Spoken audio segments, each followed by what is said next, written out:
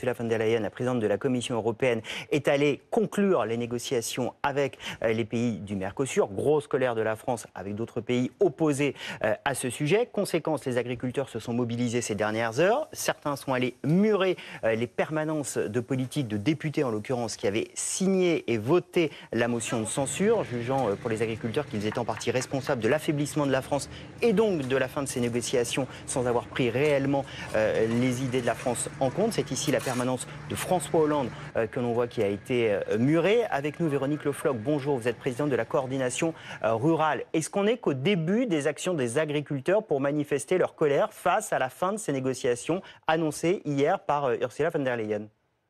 Bonjour.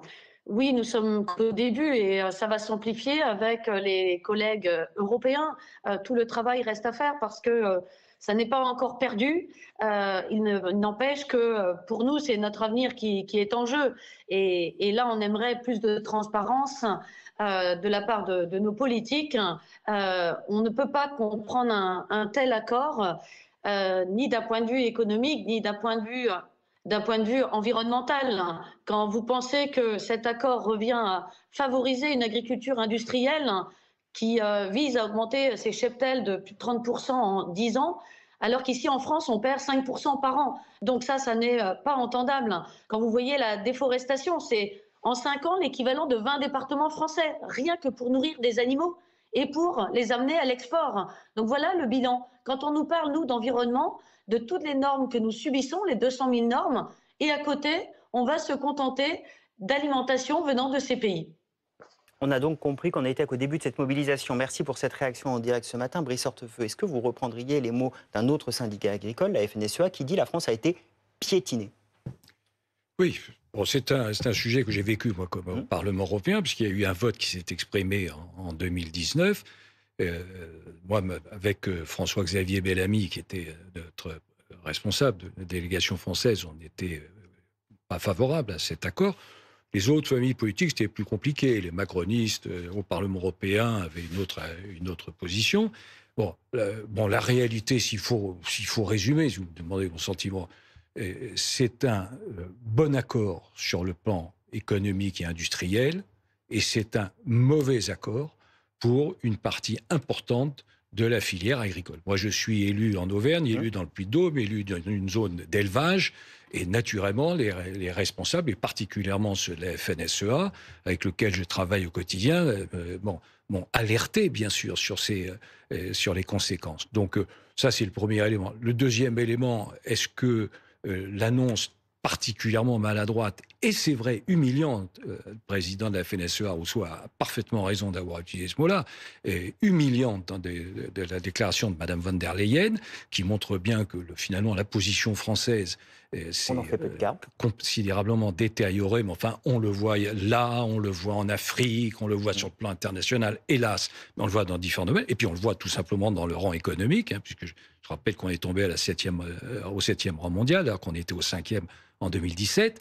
Donc, c'est évidemment un mauvais signal. Est-ce que tout ceci est définitif? La réponse est non, parce que chacun connaît les modalités. Enfin, à vrai dire, chacun connaît les modalités. On répète tous les uns les autres qu'il faut 4 États, 35% de la population, qu'on n'en est pas très loin, puisqu'on raconte la Pologne, l'Autriche, les Pays-Bas, la Hongrie, peut-être l'Italie. Enfin, on oublie que l'Allemagne et l'Espagne, deux grands pays, sont à fond pour, et que 11 États ont demandé à la présidente de la Commission d'accélérer les discussions. C'est donc pas neutre. Mais après, on sait qu'il faut que le document, qu'on ne connaît pas d'ailleurs, qui reste pour l'instant confidentiel avant d'être présenté aux États. Qui va arriver la semaine prochaine, qui sera traduit, une fois qu'il sera traduit, éventuellement sera mis en discussion dans chacun des parlements et ainsi de suite, mais on ne connaît pas encore la procédure, parce que si c'est un accord global, ça veut dire que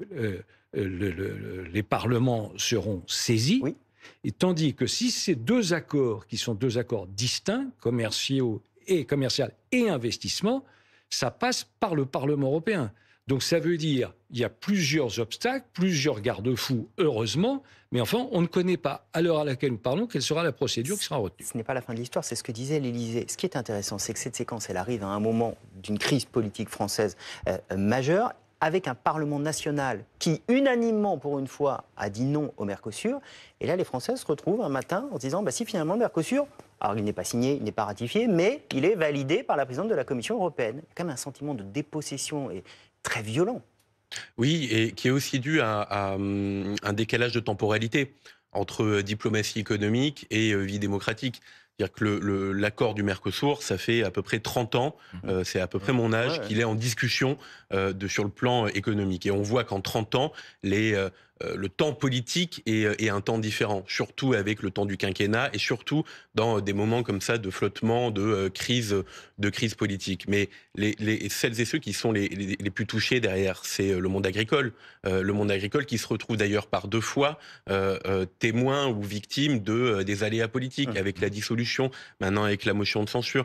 Et tout ça va renforcer aussi le sentiment que finalement le politique risque de ne pas avoir le pouvoir de les aider ou de changer leur vie. Alors même que sur ce sujet-là précisément, s'il fallait en chercher, il y a une unanimité très forte de l'ensemble de la classe politique. Et donc ce qu'il faut espérer dans la suite du processus, c'est qu'il passe par les outils démocratiques et les outils de souveraineté démocratique. Je tire le fil de ce que vous dites, ce qu'on entend même, je vais le dire de façon brutale, dans la rue. C'est le politique ne sert plus à rien.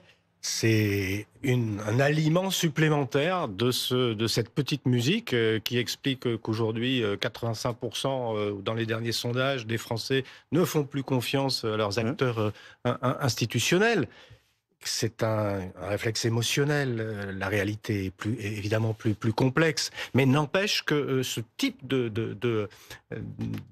d'information, qui n'est pour l'instant qu'une information, ce type d'information alimente cette espèce de défiance envers le politique, ce sentiment d'impuissance des politiques, et aussi, subsidiairement, le sentiment d'europhobie qui nourrit le Rassemblement national de manière très, très explicite, et éventuellement la coordination rurale, dont on sait qu'elle n'est pas forcément très loin idéologiquement du Rassemblement national, même si je ne fais pas de signe d'égalité. Donc voilà, on a quelque chose d'extrêmement négatif, à la fois pour notre perception collective du pouvoir de nos politiques et de notre perception de ce que pourrait être la construction européenne. C'est vraiment que du négatif.